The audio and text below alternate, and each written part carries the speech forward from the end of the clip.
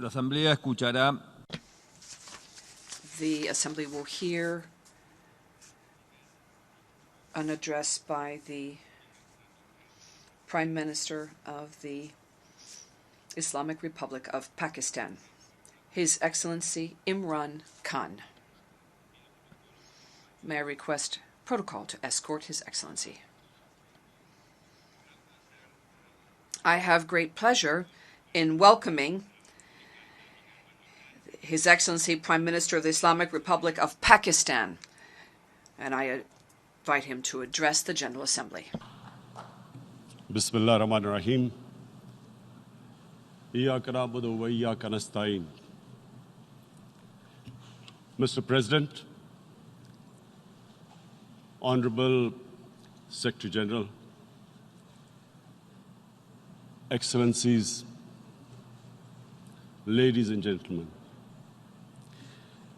I feel honored today to represent my country at this forum of world leaders, where we have a chance to discuss problems that the world is facing. I want to talk about a lot of problems, but just 4 today. And I especially came to this forum despite a difficult time in my country, facing challenges. I would not have come, but because I feel that there are some very urgent problems which the world must address.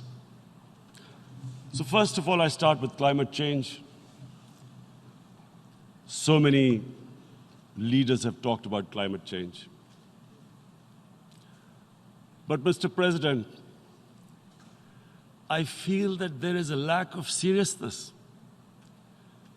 Perhaps world leaders some of the leaders who can do a lot, do not realize the urgency of the situation. We have a lot of ideas, but as someone said, ideas without funding is mere hallucination. Pakistan, I'll give you start with my own country. Our country is amongst the top 10 nations in the world which are most affected by climate change. We depend upon our rivers. We are mainly an agricultural country. And 80% of the water in our rivers comes from our glaciers. The glaciers, not just on the Pakistani side, even India. The 80% of the water in Ganges and the Indian rivers also comes from the glaciers, from the Himalayan glaciers, Karakoram, Hindu Kush. And these glaciers are melting at quite a rapid pace. We detected already 5,000 glacial lakes in our mountains. And if this keeps going, if nothing is done, we are scared that humans are facing a huge catastrophe. In my country, when my party came to power in the province of KP, we planted 1 billion trees in 5 years. Now we've set ourselves a target of 10 billion trees in Pakistan. Idea being to counter the effects of global warming. But one country cannot do anything. This has to be a combined effort of the world. My optimism comes from the fact that humans, the Almighty has endowed humans with great powers. We can do anything, provided our survival instinct is stirred up. And this is really what I hope that the United Nations will take a lead in this. There must be more emphasis. Richer countries must be pushed. Countries that are responsible for greenhouse gas emissions. They must be pushed because our country contributes minuscule amount to greenhouse gases. So I feel that the United Nations must take leadership in this. My second issue for me right now is even more critical. Mr. President, every year, billions of dollars leave the poorer countries and go towards rich countries. Billions of dollars siphoned off by the ruling elites of the developing world. And they find their way into Western bank accounts, offshore accounts, tax havens, expensive properties hidden behind companies bought in Western capitals. Mr. President, this is devastating the developing world. This is causing more poverty, debts. It's impoverishing the developing world. The difference between rich and poor countries is growing because of this.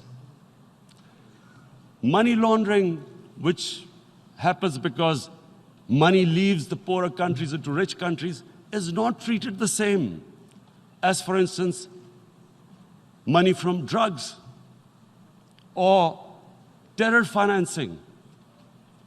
The seriousness which terror financing and money from drugs, the way it is treated, it's not the same. The way the poor countries are being plundered by their elites. It's not happening. In my country, when I took charge of our government a year back, in the 10 years preceding that, our total debt went up 4 times. The debt we had accumulated in 60 years, just in 10 years, it went up 4 times. As a result, the total revenue we collected in 1 year, half of it went into debt servicing.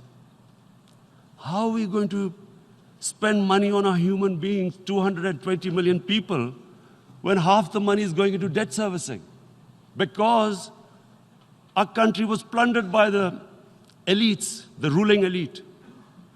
And easily they could get the money out. And when, Mr. President, we located properties in Western capitals bought by this money through corruption and money laundering, located the properties of these corrupt leaders, we find it so difficult to retrieve it.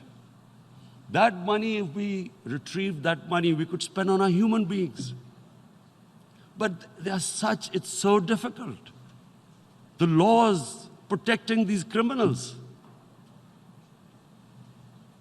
We do not have the sort of money to have expensive lawyers and spend millions and millions of dollars. We need help from the rich countries. And, Mr. President, it's critical. The rich countries must show political will. They cannot allow this to happen. How can the poor countries spend money on human development, which the United Nations asks, SDG? How are we going to do it when this money can easily leave our countries? So, unless the rich countries intend to build walls to stop economic refugees coming as we see right now, they must take action. They must take action now. It must be a deterrent. Corrupt ruling elites should not be able to take money out easily and park it into foreign bank accounts and into these properties abroad. And I never understand why. Why do we have these tax havens? Why is this allowed? Why shouldn't rich people pay taxes? Why is it legal to have these tax havens where you have these secret accounts? Because, the world is changing. The population of the world is growing. Sooner or later, you're going to have a crisis if the poor get poorer and the rich get richer. There is going to be a crisis sooner or later. So this is my second point. I hope that the United Nations takes a lead in this. It involves the IMF, the World Bank, Asian Development Bank. They must find a way of stopping this plunder of the developing world. My third point is Islamophobia. There are 1.3 billion Muslims in this world. There are millions of Muslims living in other countries, European countries, and the US as minorities. Islamophobia, since 9/11, has grown at a pace where it is alarming. Human communities live together. There should be understanding amongst them. But Islamophobia is creating a division. Muslim women wearing hijab, it's become an issue. It's become an issue in some countries. Hijab is some sort of a weapon. A woman can take off her clothes in countries, but she can't put on more clothes. How is this happening? Because of Islamophobia. And how did this Islamophobia start?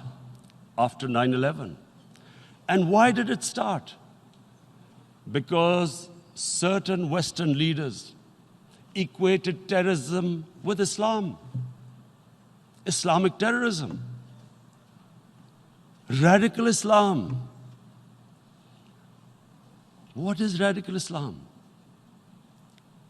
There is only one Islam, and that is the Islam we follow of Prophet Muhammad sallallahu alaihi wasallam. There is no other Islam. Radical Islam, Islamic terrorism, what message did they send to people in the West? And why is there Islamophobia? How is a person in New York, in the Midwest, in the US, in European capital, how is he going to distinguish between who is a moderate Muslim and who's a radical Muslim? Because terrorism has nothing to do with any religion. This Islamic terrorism, Islamic radicalism, and sadly used by leaders, this has been the main reason for this Islamophobia. And it has caused pain amongst Muslims. We in Muslim countries watch this Islamophobia traveling abroad, and it's getting worse. And may I just say, Mr. President, that in European countries, it is marginalizing Muslim communities. And we all know that marginalization leads to radicalization. Some of the people who ended up as militants in Syria and other places were from marginalized Muslim communities. And my point here is that we must address this issue. I'm sad to say that we Muslim leaders have not addressed this issue either. After 9/11, when this thing came about war against radical Islam, rather than Muslim leaders trying to explain to the West that there is no such thing as radical Islam, in all human communities, they are radicals. They're liberals and rest are moderate. All human communities, Christians, Jews, everyone has it. But Islam is not radical, neither Judaism, neither Christianity, neither Hinduism. No religion preaches radicalism. The basis of all religion is compassion and justice, which differentiates us from the animal kingdom. But unfortunately, the Muslim leadership was so scared of being called radical Islam that all of them became moderates. In Pakistan, we were in the eye of the storm, and our government coined a phrase called enlightened moderation. No one knows what it meant, but everyone started putting on Western suits that they were moderates, started speaking. Even those who didn't know English would speak English because they were moderates. No one had a clue what it was, because we, in the Muslim world, did not explain to the West that there is no such thing as radical Islam. One of the reasons why after 9/11, Islam was supposed to be equated with terrorism was suicide attacks. Because the 9/11 bombers did a suicide attack, all sorts of theories came up that the Muslims are involved in suicide attacks because they will get virgin in heavens. Some came up with, what about women, suicide attackers? So this bizarre thing happened. No one explained. Suicide attacks and Islam were equated. No one did research that before 9/11, the majority of suicide attacks in the world were by Tamil Tigers, who were Hindus. No one blamed Hinduism, and quite rightly. What has Hinduism got to do with what desperate people were doing in Sri Lanka? We all know we've seen films about Japanese kamikaze pilots at the end of the Second World War doing suicide attacks. No one blamed the religion. But here we were trying to prove we were moderates and not explaining to the West. But the most important thing I wanted to say here today, in explaining this Islamophobia, Mr. President, and I feel it's very important because I played professional sport in England, I spent a lot of time there, so I know how the Western mind works and how West views religion. So where the misunderstanding about Islam came. And one of the reasons it caused Islamophobia. That was, in 1989, this book was published, maligning, insulting, ridiculing our Prophet Muhammad sallallahu alaihi wasallam. And there was a reaction in the Muslim world. The West couldn't understand what was the problem. Because in the West, because I have spent so much time in the West, religion is perceived completely differently. They don't look upon religion like we do. And so, Islam was supposed to be an intolerant religion. It was against freedom of expression. And Islam took a real beating 30 years ago. I still remember it became a watershed. And every 2 or 3 years, someone would malign our Prophet, peace be upon him. There would be a reaction by the Muslims. And again, it was Islam, an intolerant religion. Again, this time, I blame a certain section of the people in the West who deliberately provoked this, knowing the impact it would have. But the majority of the people in the West didn't understand. This is where, again, Muslim leadership let the Muslims down. We should have explained to them what our Prophet, peace be upon him, means to us. So in 1 minute, I'll try and explain what he means to us. Our Prophet was the witness to the divine book, the Holy Quran. The Holy Quran is the book of guidance for Muslims, and the Prophet's life was living the Quran. He was an example of what the Quran guided us to be. So he is the ideal we all try to get to. The Prophet created the state of Medina, the first state in Islam. That state was the basis of a Muslim civilization which became the predominant civilization for the next 700 years. And what was that state? I hear such strange things about Islam, that it is against women, it's against minorities. The first state of Islam in Medina, it was the first time a welfare state was set up. The state took responsibility of the weak, widows, orphans, poor people, handicapped. It taxed the rich, spent the money on the poor. The state announced that all human beings are children of Adam, hence equal, whatever the color of their skin. The state announced, the Prophet announced that, and slavery, the whole system depended on slavery as it did for many years in the Western societies. The Prophet said that one of the greatest deeds is to free a slave. But because the society depended on slavery, he said, but if you have to treat them as an equal member of the family. And as a result, something happened in a Muslim world which hasn't happened in any other civilization. Slave dynasties appeared. Slaves became kings. The Mamluks, slaves who ruled Egypt. In India, there were slave dynasties. And then, with minorities, again, you hear that Islam is supposed to be against minorities. Let me just make this clear. In Islam, the Prophet announced that everyone was free to practice his religion. It was a sacred duty to protect the places of worship of all religions. He announced that every person is equal in front of law, whatever his religion or his color.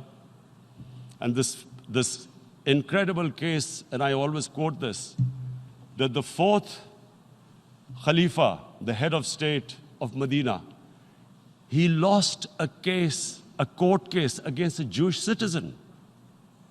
So, number one, it showed there was a rule of law, no one was above law. And number two, that a Jewish citizen was an equal citizen. So, Mr. President, when a Muslim society is unjust to its minorities, it is going against the religion of Islam and our Prophet, peace be upon him. So, it is important to understand this. The Prophet lives in our hearts. When he's ridiculed, when he's insulted, it hurts.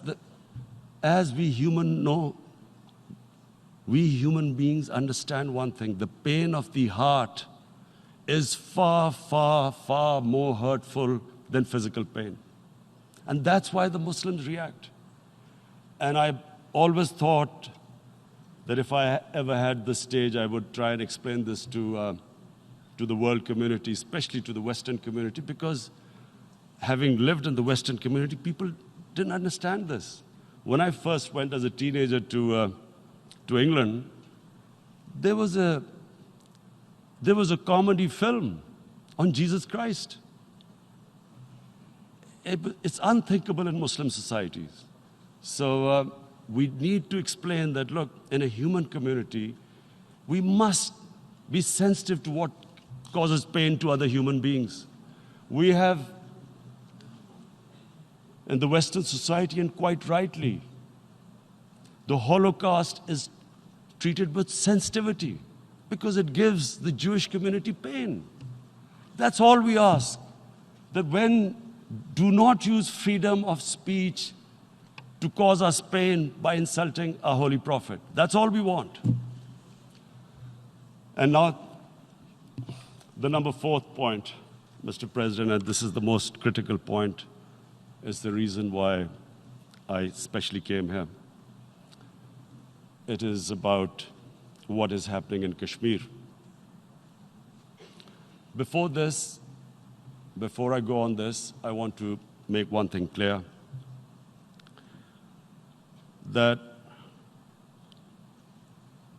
when we came to power, my first priority was that Pakistan would be a country which will try its best to bring peace. We had been through this war on terror. We joined the United States war on terror after 2001. And Pakistan went through one of its worst periods where 70,000 Pakistanis died and over 150 billion was lost to our economy. And Mr. President, I opposed the war because in the 80s, Pakistan had joined the Western countries in what was the freedom struggle then in Afghanistan against the Soviets. And it was funded by the Western countries. These Mujahideen groups, which were treated in guerrilla warfare, were trained by Pakistan Army, funded by the Western countries, and especially US, and they waged what was a freedom struggle in Afghanistan. The Soviets called them terrorists. We called them freedom fighters. 1989, the Soviets retreated. The Americans packed up and left. Pakistan was left with these groups. Come 9/11, Pakistan joined the United States in this war on terror. And now our government was supposed to, the reason why I opposed joining this war, because here we had indoctrinated them in jihad, meaning freedom struggle against foreign occupation. Now, because we had joined the US, and the US had occupied Afghanistan, now we were supposed to tell them that, no, this is not freedom struggle and jihad, it's terrorism. So that's why I tried to tell then government that, stay neutral because you will have leverage over them. You will be able to control them. But if you join them, you become collaborators and they will attack you, which is what happened. They turned against us. We went through a nightmare. 70,000 people killed in a war we had nothing to do with. No Pakistani was involved in 9/11. Taliban were in Afghanistan. Al-Qaeda was in Afghanistan. What had we to do with it? 70,000 Pakistanis died. So when we came to power, we decided that we would dismantle what was left of these groups. And this decision was taken not just by us, but by all the political parties in Pakistan. Unfortunately, they didn't implement it. So we came to power, we decided to implement it, and we dismantled whatever was left of the groups. And I know that India keeps accusing us that there are these groups there. I would like the United Nations to send observers, see for themselves what we've done. No Pakistani government would have dared to do this because it would have created strife. But we decided that there would be no militant organizations in Pakistan. So I need to give you this background and to what I'm going to say later on. And secondly, we started mending fences. I invited the Afghan president. We developed a relationship with Afghanistan. We had problems with Iran. We mended fences there. And then India. Now let me just give you a little background about my relationship with India. Because of cricket, and cricket being it's a passion in the subcontinent, I had great following in India. I have friends in India, and I loved going to India. So immediately, when my party came to power, the first thing we did was to immediately reach out to India. And I spoke to President Modi and I said, look, we have similar problems. Climate change, poverty, let's get together. Let's resolve our differences through trade. Let's build a relationship on trust. Prime Minister Modi told me that, there were terrorist attacks from Pakistan. I said, we have problems with you. There are terrorist attacks which we know are instigated by India in Balochistan. We caught a spy, Kulbhushan Yadav, who admitted what the sabotage going on in Karachi and Balochistan. So we said, look, let's leave that behind. Let's move forward. Our main priority should be our people. The highest number of poor people live in the Indian subcontinent. Unfortunately, didn't make any headways. Our foreign ministers were supposed to meet on this in the UNGA last year. India canceled it. We thought that it's their election coming up. It's a nationalist, ultra-nationalist party. It doesn't want to cozy up to Pakistan. So we thought, okay, we'll wait till the elections. Meanwhile, a 20-year-old Kashmiri boy, whose father said was radicalized by the security forces in Kashmir, blew himself up on an Indian convoy. Immediately, India blamed us. I spoke to the Indian public on television. I said, if you give us any iota of proof, we will immediately take action, because we've clamped down on these groups. Rather than sending us any proofs, they sent their jets in, they bombed us. We retaliated. A jet, 2 of their planes were shot down, 1 pilot bailed out in Pakistan. We immediately returned the pilot, saying that, look, we do not want any escalation. Rather than taking that as a peace gesture, the entire campaign, almost the entire campaign of Mr. Modi in the election was how he had taught Pakistan a lesson that jets had killed 350 terrorists. Complete lie. They had just killed about 10 trees of ours, which was quite painful given that, we are growing all these trees. He then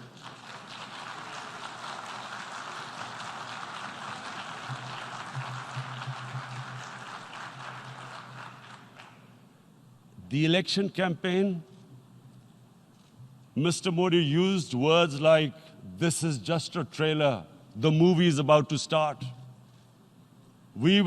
I went into Pakistan and taught them a lesson. This was the election campaign. Okay, so we thought, us politicians make all these statements to win elections. So, okay, after elections, we'll get back to our normal relationship. Well, the moment the elections ended, we approached India, no response, but then we discovered they were trying to push us in the FATF blacklist to bankrupt us. That's when we realized there was an agenda. And that agenda became obvious on the 5th August when India went against 11 United Nations Security Council resolutions, which say that Kashmir is a disputed territory and the people of Kashmir have the right of self-determination. They went against that. They went against Simla Accord, which is about bilateral, sorting out our differences through bilateral means, went against that. They actually went against the Indian Constitution. Illegally, they revoked Article 370, which gave Kashmir the special status.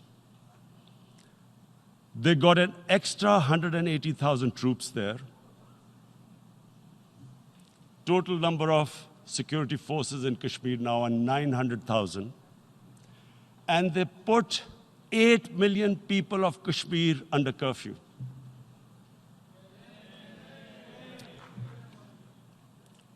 Mr. President, now I just briefly want to make the people understand, how can anyone do something like this? And for that, I have to explain to you what is RSS. RSS, Mr. Narendra Modi is a life member of RSS.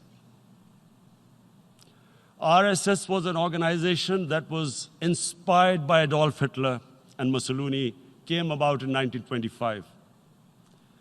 They believed in racial purity, racial superiority. They also believed they were an Aryan race like the Nazi believed they were an Aryan race. All that I'm saying can be verified. This is the time of information revolution. You can Google all this, what I'm saying. But it is very important for me to explain this to you so you know what is happening in India. This RSS believed in the ethnic cleansing of Muslims from India. At one point, there was racial superiority of the Hindu race. Secondly, it was hatred for the Muslims and for the Christians, because they believed that this golden age of Hindu civilization was stopped because of Muslim rule centuries back and then the British rule of India. So it was racial superiority and hatred for Muslims and Christians. This is openly stated. You look at the founding fathers of RSS, Golwalkar and Savarkar. Just Google them and you'll find out.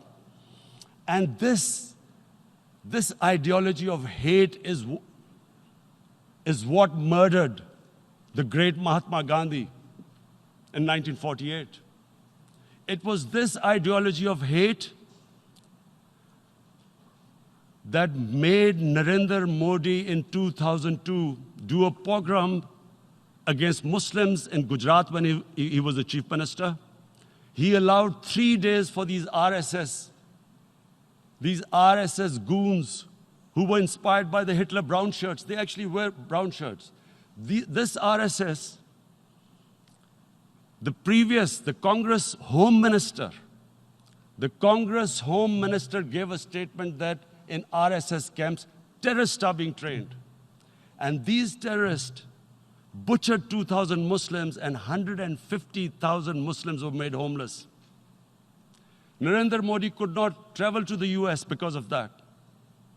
And I need to make you understand this background before I explain to you that what sort of a mindset would lay siege to 8 million people with 900,000 troops. Women, children, sick people, locked in as animals. In fact, of what I know of England, if 8 million animals were locked in, the RSPCA would have made a lot of noise about it. These are human beings.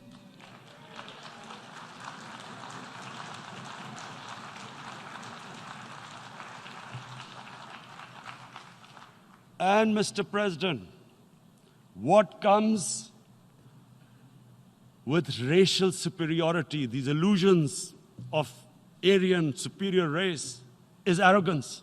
The two go together. And it's arrogance that makes people make mistakes and do stupid things. Cruel things like what Narendra Modi has done. It's sheer arrogance. And it's arrogance that has blinded him from the fact that what is going to happen when the curfew is lifted? Has he thought about it? This hasn't been thought through. What is he going to do when he lifts the curfew? Does he think that people of Kashmir will quietly accept the status quo because India has changed the constitution and taken away the special status? They'll accept that? Mr. President, 100,000 Kashmiris have died in the past 30 years because they were denied the right given by the United Nations, the right for self-determination. 100,000 have died and 11,000 women have been raped. There are 2 United Nations human rights reports on this. The world hasn't done anything because India is a huge market, 1.2 billion people. Sadly, the material prevails over the human. But this has serious consequences. Again, I repeat, that's why I'm here. Look, what is going to happen when the curfew is lifted will be a bloodbath. The people will come out. There are 900,000 troops there. They haven't come to, as Narendra Modi says, he's done this for prosperity of Kashmir. This is supposed to be for the development. These 900,000 troops, what are they going to do when they come out? There'll be a bloodbath. Has he thought it through what happens then? Mr. President, has anyone thought that what happens when there is a bloodbath? What do you think the impact will have on people of Kashmir? What do you think they will think? The way they have been boxed in their houses, treated like worse than animals, no rights. Thousands of all the political leadership has been arrested, taken out of Kashmir. Even those Kashmiri leaders who were pro-India have been taken out.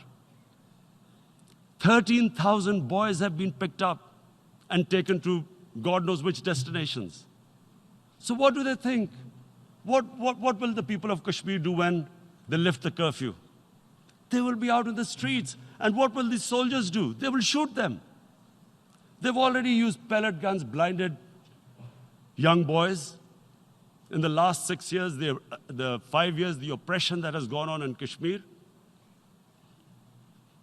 And so, Kashmiris will be further radicalized. Mr. President, there will be another Pulwama. And guess what? India will blame us. They're already blaming us. They're saying all this is happening because of Pakistan. One of their defense ministers said, there are 500 terrorists lined up on the border to go in. Why would Pakistan send 500 terrorists when there are 900,000 troops? What impact are they going to make? What will they do? And why would? Don't we know that the moment there is some terrorist attack, all that will happen is there'll be further cruelty and oppression of the people of Kashmir.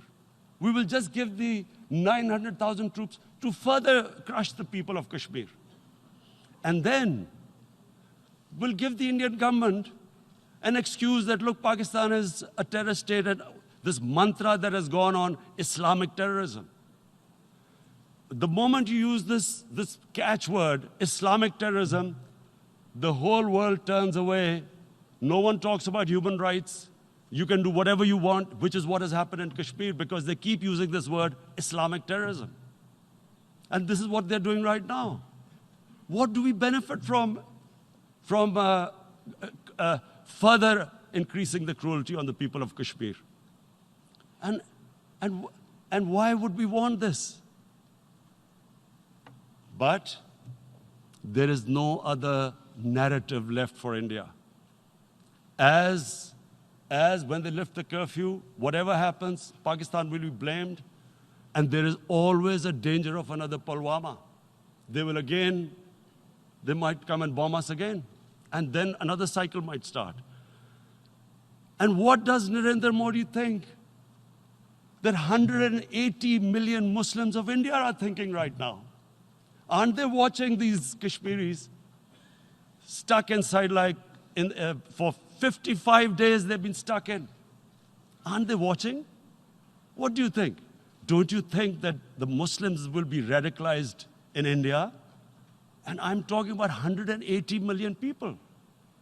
And when they get radicalized, there will be some incident in India somewhere down the line. Again, we will be blamed. And I'm warning you right now, again, we will be blamed. And Mr. President, what about 1.3 billion Muslims who are watching this? And they know that it is only happening in Kashmir because they're Kashmiri Muslims. This is not happening to Kashmiri Hindus. They know that this is happening because of their religion. So what do you think they will be thinking? What do you think the Jewish community would think if there were, forget 8,000 Jews stuck like this? What do you think Europeans would think? What do we think? I mean, any human community, if their members are stuck like that, what do you think they will think? Are we a children of a lesser God? Is it not going to cause us pain? And then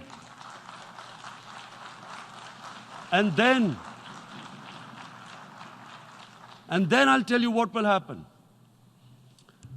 People will, in the 1.3 billion Muslims, someone will pick up arms. I know we've been brought up with films, Western films. This good, decent guy doesn't get justice. he decides to pick up a gun and start seeking justice. There was a film made in New York, famous film called Death Wish. This guy gets mugged by and his family, his wife gets killed or something. He can't get justice. He picks up a gun and he goes around shooting muggers. And the whole cinema cheers him on. So what do you think the Muslims are thinking right now? If there is a bloodbath, there will be Muslims becoming radicals, not because of Islam, but because of what they will see, that there's no justice when it comes to Muslims. There were Rohingya Muslims, Myanmar, who are, God knows, almost 1 million people out, ethnic cleansing. What was the response of the world community? So what do you think will be the response of 1.3 billion Muslims? I picture myself. I'm in Kashmir. I've been locked up for 55 days. I have heard about, and there are rapes, Indian Army going into homes, soldiers. Would I want to live this humiliation? Would I want to live like that? I would pick up a gun. You're forcing people. You are forcing people into radicalization. When people lose the will to live, what is there to live for? And this is what, if you can do this to human beings, you are actually radicalizing people. And so, Mr. President, I want to repeat here, this is one of the most critical times. There will be a reaction to this. Pakistan will be blamed. 2 nuclear-armed countries will come face to face like we came in February. And before we head in that direction, the United Nations has a responsibility. This is why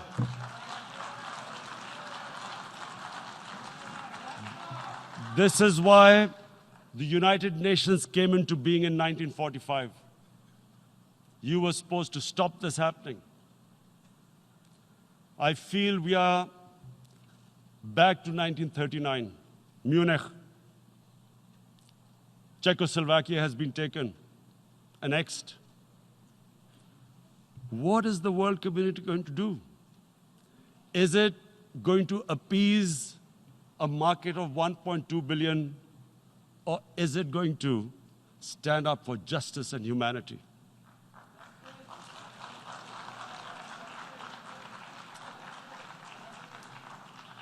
If this goes wrong, you hope for the best, but be prepared for the worst.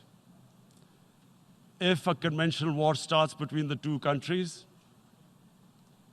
Mr. President, if a conventional war starts, and anything could happen, but supposing a country 7 times smaller than its neighbor is faced with the choice, either you surrender or you fight for your freedom till death, what will we do?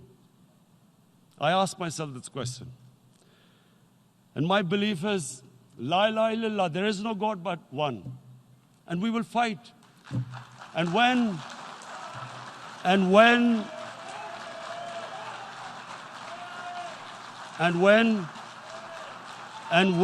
a nuclear-armed country fights to the end, it will have consequences far beyond the borders.